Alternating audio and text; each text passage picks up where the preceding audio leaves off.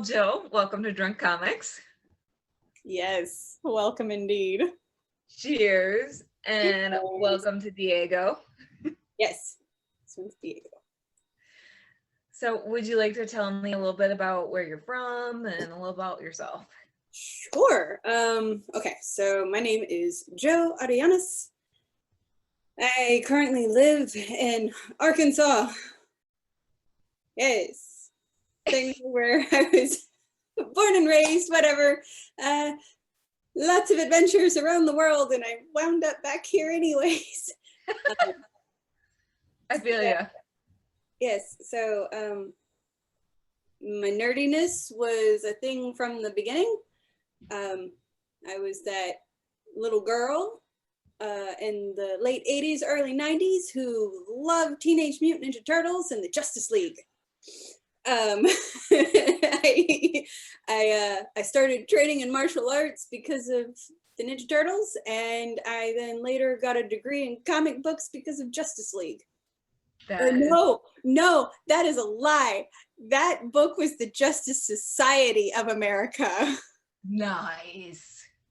I don't know where this book came from, but it was a comic book, but then it had a cassette tape with it. And so I could put the cassette tape in my little player and listen to it. And so the characters were reading everything off in all the speech bubbles, and they had sound effects and stuff. I played that thing until I broke the cassette. Like, let's start comic books. My parents bought me a few issues of I don't know where they found them, but they got me a couple of issues of Wonder Woman when I was little, and I was just like, oh, she's amazing. So yeah. Blame Teenage Mutant Ninja Turtles and Justice Society of America. Yeah. I mean, those are some good places to place the blame. Definitely. Very good geek pedigree there. Yeah. And Wonder Woman's a good segue because you're here to talk about Wonder Woman. I am because, I mean, oh no. He gets too loud. If he gets it, so Heveron's playing with one of his toys. If he gets too loud, let me know and I will take it from him. Oh, he's fine for now. Yeah, so Wonder Woman has been through a lot through the nearly 100 years she's been in the zeitgeist of America and the world. And she's very near and dear to my heart, as like just about any woman nowadays could say. But I get a little rabid and protective of like the core nature and value of who and what Wonder Woman is. Yes. Me too. Yeah. Like I said earlier, I got a degree in sequential art in undergrad, which whatever, like how does that help me nowadays? Not really. It was fun to study though. Oh, it was fascinating. It's like that could be a completely different drunk comics thing of just like regaling the insanity of the sequential art department. But also like some really amazing people came out of that department and are like my contemporaries or whatever. Anyways, lots of fond memories. Few sad ones, but in that process, like one of the big final assignments, like making it through my senior year to my big project, I had to write a historical thesis paper, and I did it about who within the pantheon of the DC comic universe, who actually wore the mantle of Wonder Woman best in regards to the ideals and archetype Marston was setting up with the original Wonder Woman. Mm-hmm.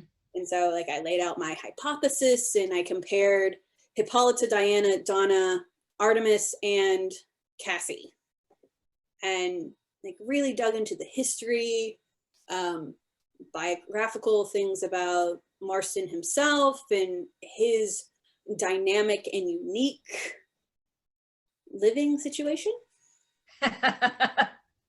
I mean, he was polyamorous when that was not a word, Yes. and they had a family unit instead of the cliche atomic. No, sorry, not atomic, nuclear family.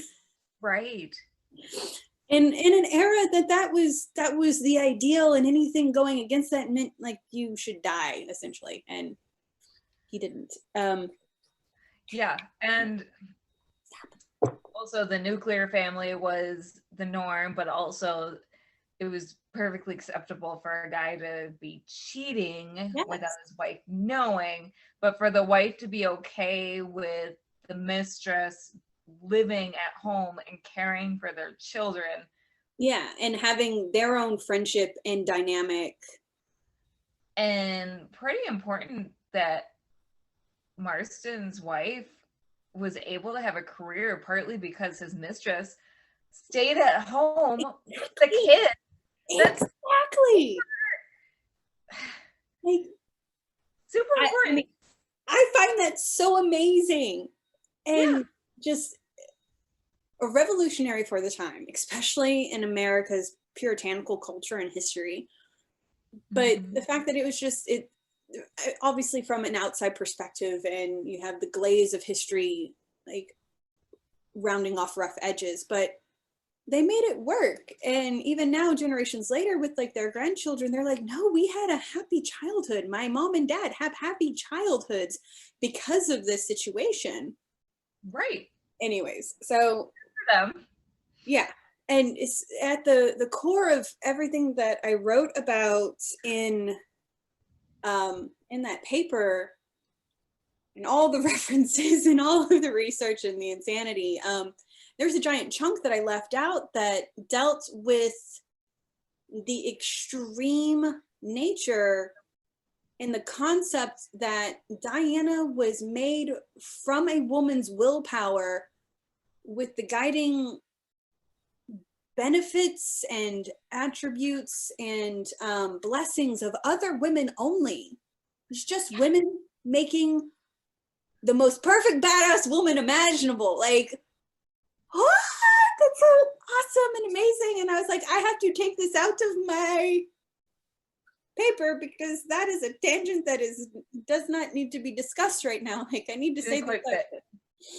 But it's still like this very intense thing in me that I'm like, that's revolutionary. Like, not only was that nuts at the time, and he did it in this subtle way, like it seems overt now, but at the time then it's like, okay, this crazy man has this crazy idea. No, we're going to move along and she's going to fight the Nazis or whatever in World War I. And people still make fun of it. And they're just like, haha, she was sculpted from clay. But literally, her mom sculpted her from clay, and the goddesses breathed life into her. There was no man involved whatsoever. That's never been done before in any fiction story that I can think of. No, and it hasn't really been done since, like fan fiction aside. Like some people, whenever I try to present this argument to people, they'll be like, well, what about Hermes? And I was like, he was only there as a witness. He didn't do shit. He gave her her first birthday present, which were flying sandals. And in the end, she didn't need them anymore because she was badass enough to fly by herself. What? Come at me, bro. Anyways.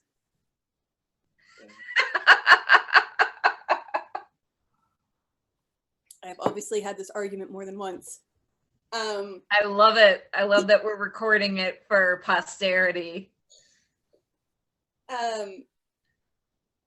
Yeah, so I guess the point of what I'm trying to talk about tonight in all of this insanity is the newer,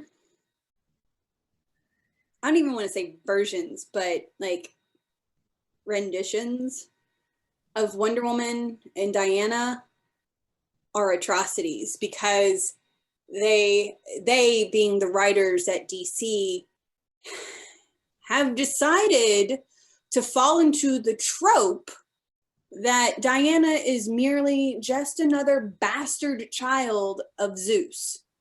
And everyone and their mother is a bastard child of Zeus because y'all Because All he just wants to go around like keep it in his pants. all of Greek mythology was Zeus was horny. Like, I'm the king of all gods. Like, you know you want me. It's like,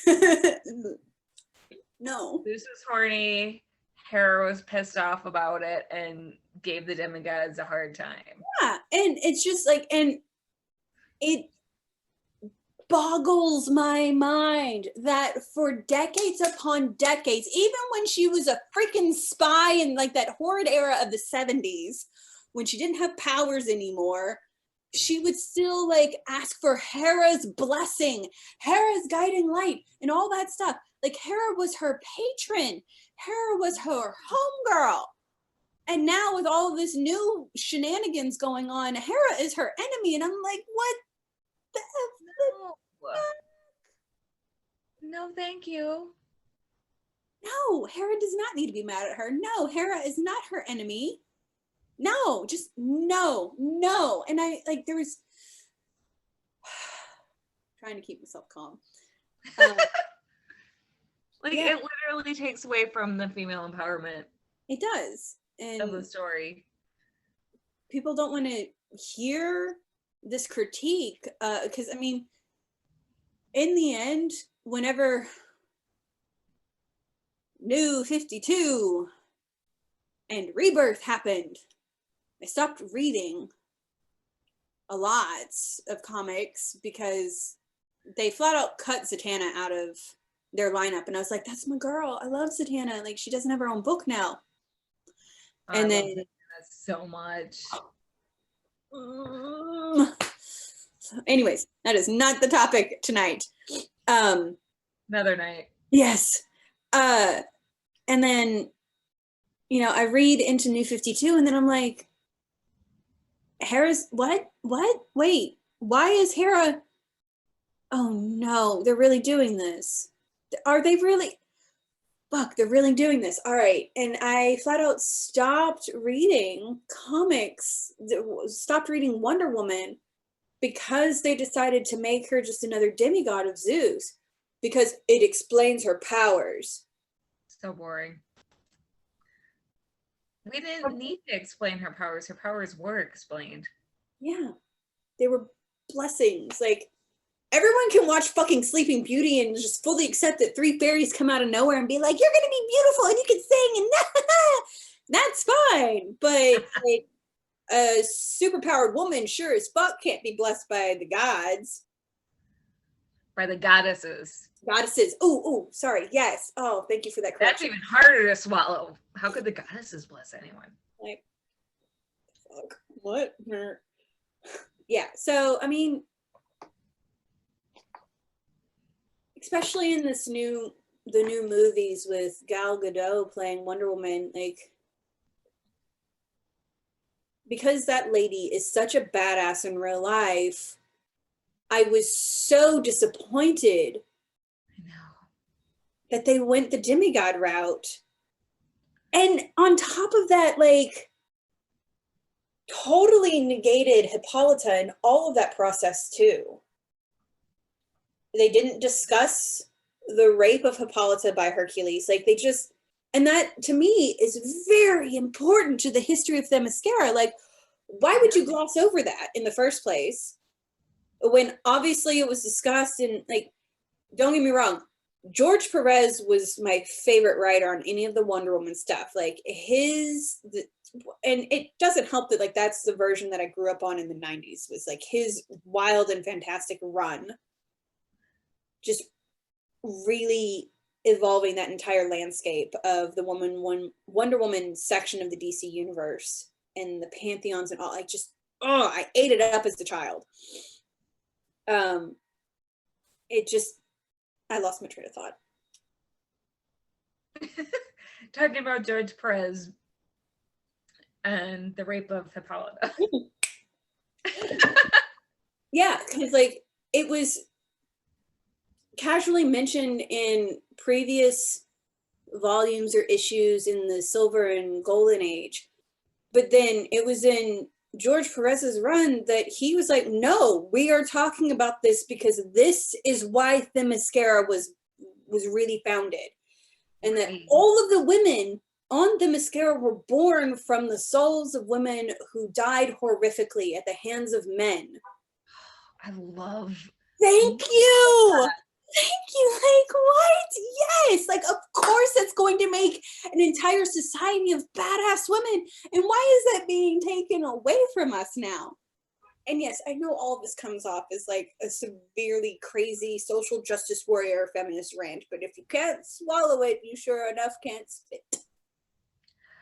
Wonder Woman was the original social justice warrior. Yes. Like me. Actually, Superman was. In a way, yes, I will agree with that because. And if you all don't like that, and if you think politics should stay out of comics, you never read comics growing up. You nope. did not catch. Nope. You've never read comics, and maybe you should read some or stop acting like you're a comics fan. Yeah, because this is as gatekeepy as I get. Oh, and that was the other thing about the movie that kind of drove me crazy is I felt like they nerfed Ares in such a strange way. Yeah. Because Ares was such this like dominant figure that had the maniacal, like intense nature of Darkseid, but this mischievous, undermining, controlling shit that Loki has. I know that's Marvel, but like there's no really comparison in. No, but that's still a good comparison. And so he was sneaky, and I will say, like, I was caught off guard by who ended up being Ares in the movie. That was an twist. I liked that. However, I was expecting more oomph to his physical presence besides like shrapnel armor and mecha blast fight. Like, that is the only fight scene out of that entire movie that I dislike because it just felt so cheap. Because you have the gloriousness of them animating her whip in the way that I always imagined it as a child. That part was good. I still get shivers thinking about how they finally got the whip right, because you know, they do so much in the comics that like your imagination fills in the gaps. That's what is so wonderful about the gutters in comics, is that's where your imagination goes to life. Mm-hmm. And then in the animated movies and the cartoons, like they either just completely forget she has the whip, like, oh, it's her most powerful thing. Yes. And then whenever she finally uses it, it's just like Indiana Jones nonsense. And I'm like, well, okay, ish. Ah, she has a sword now. Let's go to town. Okay. But then in the movie, man, they utilized that whip so well, dynamically. It was beautiful. It was like shining. It did the things. But holy fuck, was that final fight just some bullshit. If you don't like that critique, come at me, bro. I don't know. Nope, there's a drunk comics rule. You can comment. You can disagree. You can't be a douche. Yeah. That's my rule. After, in No Man's Land, especially No Man's Land, that the entire crew, everyone behind that movie proved that they understood physics and dynamics and pacing and all of that. And just where was that in the final fight?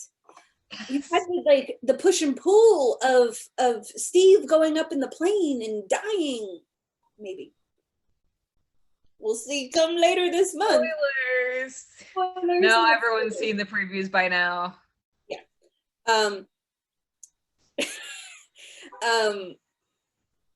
Like that push and pull I liked. Like some people were annoyed of like, why did they have to insert the love story? Like if you don't understand Diana's love of Trevor, you need to check yourself. And yeah. Oh, why am I going blank on her name? Her friend. Etta. God, Etta Candy. Etta Candy is adorable. And oh my God, the little actress. Alcohol. God damn it. Like she was Etta Candy. Like if I don't, like, she just was. and yes, in the comics, eventually, like, Steve and Etta actually get married, and that is its own wholesome little blip and cool. And like, if they're not following that, I can understand why. Because like, I know people ship Diana with Batman and Superman. Both of those, I'm just like, you know, no, like, Nope. that those are her homies. Those are her bros, and like, ew. Also, when she gets with them, then she becomes their love interest, and that's how she's written, unfortunately. And it's, again, it's undermining, and I don't want, because she's so powerful and she's so unique of a character, that it's just offensive to have her undermined in any way, shape, or form. And it's too easy to do that with how many tropes already exist out there, especially when it's heterosexual male dominance. Is there more you want to say? No, I don't have more to say. I don't think. I mean, the summary of the paper that started all of this off was that I feel George Perez's Diana was the epitome of what Marston was wanting to write about. Because eventually, like, it was said that his version was actually Hippolyta masquerading as Wonder Woman, blah, blah, blah, goes back to Themyscira, then makes Diana. And that is George Perez's Diana, and she is the ideal Wonder Woman to exist and the best one to carry on the mantle. But that Diana has to be the one made from clay and blessed by goddesses. Fight. Yes, she does. That's super important. It's very important. And if after all of this drunken rambling you don't understand that, that's on you. Your life. That's on all you all out there. Yes. Well, thank you for being on the show. Thank you for having me. This is very fun. You're going to have to come back. Yes. Want me to ramble about other stuff? I can do that. Hell yeah. Well, cheers if you have anything left in your glass. I have foam. Let's do this. Okay, that is the sign of a successful episode if your glass is empty at the end.